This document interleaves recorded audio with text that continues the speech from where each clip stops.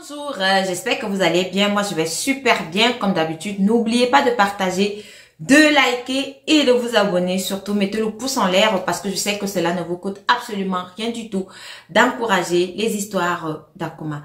Alors, envoyez-moi vos histoires au numéro ci-dessus. Aujourd'hui, on va parler de l'histoire de Carlos. Alors, la maman de Carlos, elle était mariée à un monsieur. C'était le père de Carlos et de ses frères.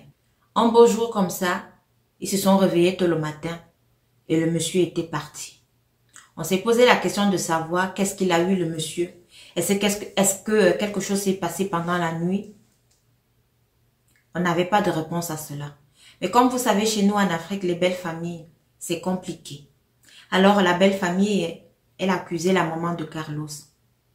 Elle accusait tellement la maman de Carlos que ils ont été chassés de chez eux.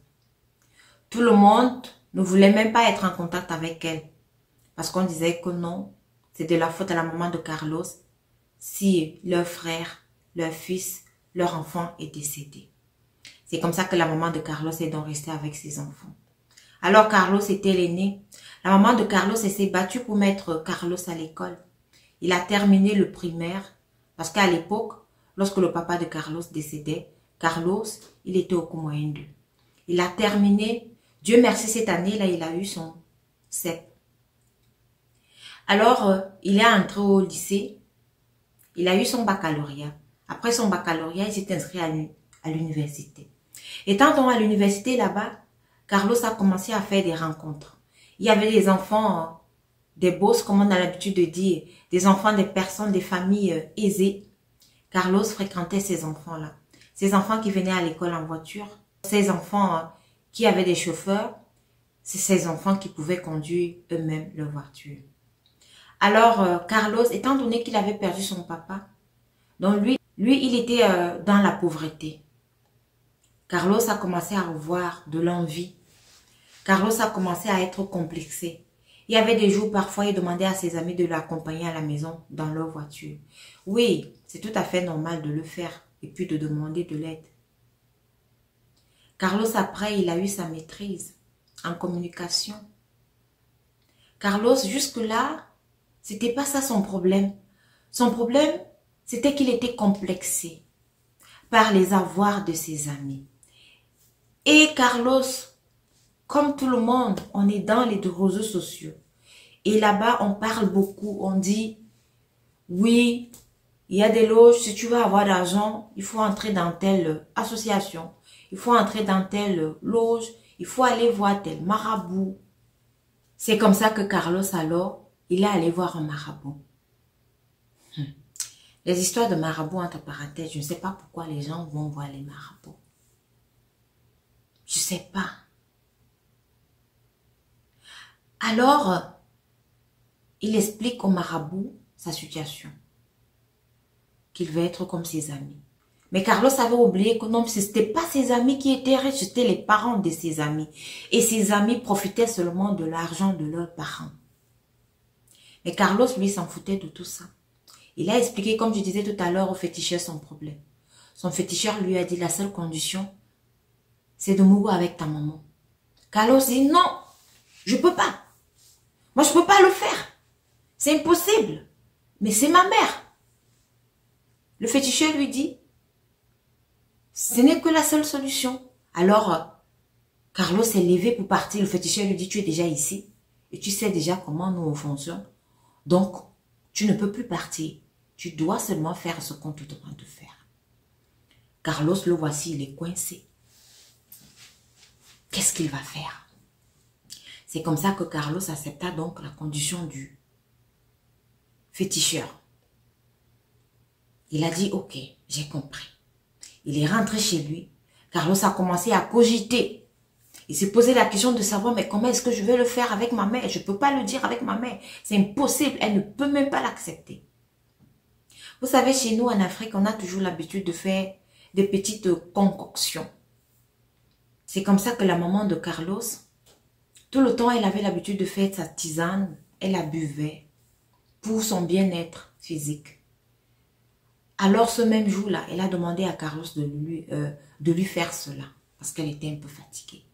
Carlos, alors, il a eu une idée satanique dans sa tête. Il s'est dit, waouh, je peux introduire quelque chose à l'intérieur. La maman de Carlos, elle avait 48 ans. Imaginez, elle a perdu son mari étant très jeune. C'est comme ça que Carlos, alors, il s'est procuré cette substance-là, cette substance qui vous fait planer dans les airs. Je ne veux pas prononcer ce mot. Il l'a mis dans la tisane de sa maman. Il a donné à sa maman a bu et s'est endormi. Donc, à ce moment-là, Carlos, il a profité de passer à l'acte avec sa maman. Quand il a fini, Carlos a commencé à avoir de l'argent. Il a commencé à avoir bougrement d'argent. Tout le temps, c'était son rituel. Mais sa maman ne savait pas. Mais à un moment donné, sa maman demande à son fils Carlos, mais Carlos, tu commences à avoir beaucoup d'argent, qu'est-ce qui se passe? Parce que Carlos, il amenait même l'argent à la maison donné à sa maman. Il explique à sa maman que non, c'est que tu sais que j'ai des amis qui ont des parents qui sont bien placés. Il y a des petites commissions que je fais là-bas. Et entre autres, il y a le parent d'un de mes amis qui a l'habitude d'aller en Corée. Et là-bas, alors, il a eu des partenaires. Il voulait quelqu'un qui était spécialisé en communication. Comme j'ai mon master, donc j'ai commencé à proposer mes services. C'est pour ça que j'ai de l'argent. Et comme ce sont des expatriés, je demande un salaire un peu plus fort. C'est comme ça que la maman de Carlos alors était déjà contente. Vous savez, une maman qui a perdu son mari très jeune, une maman qui a été accusée et rejetée par sa belle famille, et sa belle famille qui avait tout pris, et aujourd'hui elle voit un enfant réussir. Ça c'était dans la pensée de la maman de Carlos. Elle voit son enfant réussir. Elle est contente. Vous pouvez imaginer la joie de cette maman-là. Elle était donc contente que son enfant a réussi. Mais elle ne savait pas que Carlos abusait d'elle. Alors, Carlos a commencé à, comme je disais, il a continué à évoluer financièrement. Mais à un moment donné, sa maman s'est rendue compte que, mais, chaque fois qu'elle se lève, elle a comme l'impression qu'il y a quelqu'un qui a des rapports avec elle. Elle se sent mouillée, là où vous connaissez et tout. Mais elle ne considère pas cela, elle se dit que non, comme elle est à la ménopause, peut-être ce sont des effets de la ménopause. Après, à un moment donné, la maman de Carlos, elle est tombée malade. Elle était tellement malade, elle était que parfois, elle n'arrivait même pas à se lever. Mais Carlos était toujours là pour elle. Carlos mettait sa maman aux petits soins. Carlos s'occupait de tout. Et Carlos seul savait ce qu'il faisait à sa maman. Alors tellement c'était déjà trop compliqué pour sa maman et que son état a commencé à s'empirer. Vous savez, parfois, il y a des femmes, lorsqu'elles portent un être en elles, parfois elles sont beaucoup malades. Il y en a d'autres qui ne sentent même rien, qui ne sont pas malades. Mais la maman de Carlos, elle était malade. Suivez l'histoire. Le dehors, il est risqué. C'est comme ça que la cousine alors de la maman de Carlos arrive. Elle lui dit, mais dans cet état, si tu ne peux pas rester à la maison, il faut qu'on t'amène à l'hôpital. C'est comme ça qu'ils arrivent donc à l'hôpital. Arrivé à l'hôpital là-bas, le médecin ressort et lui dit, madame, mes félicitations, vous êtes enceinte. La maman de Carlos dit, non. Non, ça ne peut pas se faire. Ça fait 7 ans que mon mari est décédé, donc je suis partie avec quelqu'un. Je n'ai plus jamais eu des rapports depuis 7 ans, donc je ne peux pas être enceinte. La cousine de la maman de Carlos qui dit à la maman de Carlos que donc, depuis là, tu avais déjà un copain, tu ne nous dis pas. La maman dit non, je ne peux pas. C'est comme ça que la maman de Carlos a commencé à aller dans les églises. Dans les églises, là-bas, on lui dit que non, ce sont les maris de nuit et tout. Vous savez, certaines églises là, où des pasteurs sont des charlatans et tout. Elle pensait que c'était ça. Elle pensait que c'était des maris de nuit. Mais elle se posait la question de savoir, mais comment un mari de nuit peut me mettre enceinte? Compliqué. L'Afrique a un incroyable talent. Alors, la maman de Carlos, elle est entrée dans la dépression parce qu'elle ne comprenait pas. Et quand sa belle famille a su qu'elle était enceinte, tous sont venus. Ils lui ont dit, ah bon, Donc, comment t'as même laissé l'appartement que notre frère avait laissé là? Tu vas même sortir de là, au lieu de venir chez nous pour qu'on te libère, pour que tu puisses épouser quelqu'un d'autre. Mais toi, tu es parti, tu es tombé enceinte. Vous savez, parfois chez nous en Afrique, là, on a des traditions bizarres. Hein? Surtout les femmes, là, lorsqu'elles perdent leur mari. C'est compliqué pour qu'elles retrouvent encore un autre époux. Il faut, chez certaines personnes, dans certaines tribus, il faut faire une cérémonie ou alors demander la permission à sa belle famille. Donc, tellement la maman de Carlos était traumatisée, elle est entrée dans la dépression et elle était déjà presque folle. Après, elle a accouché. Mais c'est sa cousine-ci qui venait donc rester avec l'enfant. La maman de Carlos étant déjà presque folle. Carlos, il est donc retourné chez le marabout, dit au marabout que ma mère, elle est folle maintenant. Donc, je ne peux plus aller avec elle, c'est difficile, c'est compliqué. Le marabout lui dit, ok, on va donc chercher une autre condition. Là, maintenant, tu dois manger les chiottes. À minuit, chaque minuit, tu dois manger les chiottes dans les toilettes des gens. Carlos dit, quoi, moi, je peux pas. Le marabout lui dit, non, c'est ça que tu dois faire. C'est comme ça que Carlos a donc commencé à manger les chiottes pour continuer à avoir son argent, pour continuer à avoir la vie que ses amis avaient. Mais à un moment donné, Carlos, il n'en pouvait plus. Parce que c'est pas facile ces conditions-là. Il n'en pouvait plus. Vous vous imaginez, chaque minute, vous partez dans les toilettes des gens pour manger ça. C'était déjà trop difficile pour lui, il n'en pouvait plus. C'est comme ça que Carlos a donc appelé un de ses oncles.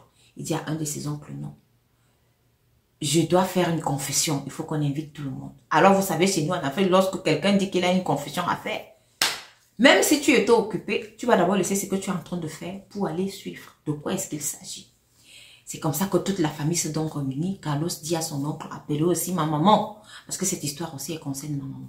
On dit non, mais la folle là, elle a tué notre frère. Et si tu veux qu'on l'appelle, pourquoi? Il dit que non. Appelez-la. C'est comme ça qu'on l'appelle donc. Elle était folle. Elle était déjà là. Assise. Elle était assise par terre. Parce qu'elle n'avait plus tous ses sens.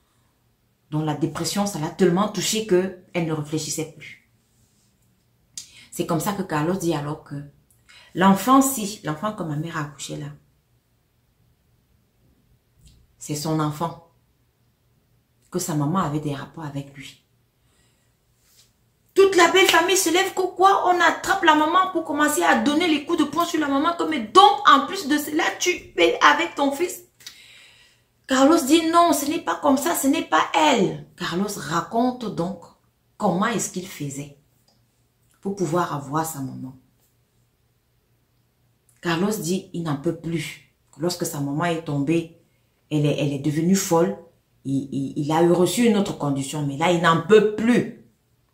C'est comme ça que toute la famille s'est levée, tout le monde a posé les mains sur la tête que incroyable, Carlos, c'est pas toi qui peux faire ça. On a commencé à bastonner sur Carlos. Vous savez, chez nous, que lorsque tu fais un truc comme ça, la première des choses, c'est d'abord la bastonnade. C'est une parenthèse. Comme parfois, lorsque un cousin et une cousine ont des rapports, on fait aussi comme ça au village. On les bastonne tous les deux nus devant tout le monde. Ça, c'est la tradition. Et là, c'était le cas avec Carlos. On l'a bastonné. Très bien. On lui a dit qu'il était banni de la famille et qu'on ne voulait plus jamais le voir. Et s'il voyait quelqu'un de la famille en route, il passait sa route sans dire bonjour. C'est comme ça que la famille s'est donc réunie pour pouvoir sauver la maman de Carlos et dire que non, dans tout ça, elle est innocente. Il faut qu'on fasse quelque chose. On a commencé à l'amener chez les pasteurs pour pouvoir essayer de la soigner, de soigner sa dépression. Ça n'a pas marché. Parce que eux, ils se disaient que non, la folie là, elle est liée à des trucs mystiques. Il dit non. Elle est en pleine dépression, donc elle est folle. Elle est devenue folle. La dépression l'a rendue folle. On amène à l'hôpital, rien. C'est comme ça que, avec les moyens qu'ils avaient, ils ont réussi à amener la maman de Carlos en Belgique. Et c'est comme ça que, arrivé en Belgique là-bas, on l'a soignée. On l'a soignée, elle est rentrée. Lorsqu'elle est rentrée comme ça, elle a mis du temps pour pouvoir accepter l'enfant qu'elle a eu avec son fils Carlos. Elle ne voulait même pas le sentir. Mais le temps est passé. Comme on dit souvent, pour guérir les blessures. C'est comme ça qu'elle a donc accepté cet enfant aussi. Mais Carlos, il est là, il erre, il ne sait plus quoi faire parce qu'il veut le pardon de la famille de son père. Il veut le pardon de sa maman, il veut le pardon de tout le monde. Donc, il est coincé. Voilà donc l'histoire de Carlos. Alors, quelle est la morale de cette histoire? La morale ici, c'est de ne pas envier. La deuxième, c'est de ne même pas être complexé de ce qu'on est et de ce qu'on a. Carlos était complexé. Carlos enviait ses camarades. Les parents de ses camarades, ils avaient de l'argent. Mais Carlos a commencé à envier et il a commencé à être complexé. Regardez ce que l'envie, le complexe peut nous amener à faire. La troisième morale, évitez les marabouts. Parce que lorsqu'on va chez le marabout, on est coincé. Il n'y a pas un retour. Carlos, il est parti. Le marabout lui a donné des conditions. Carlos a refusé. Il a tourné le dos. Il a dit non. Si c'est comme ça, je refuse. Mais le marabout lui a dit, vous avez déjà entendu ce qu'on fait ici. Il n'y a plus de non-retour. Sinon, vous allez mourir. Voilà donc l'histoire de Carlos. Alors, à vous de mettre votre morale en commentaire. N'oubliez pas de partager, abonnez-vous, encouragez les histoires d'Akuma. Merci.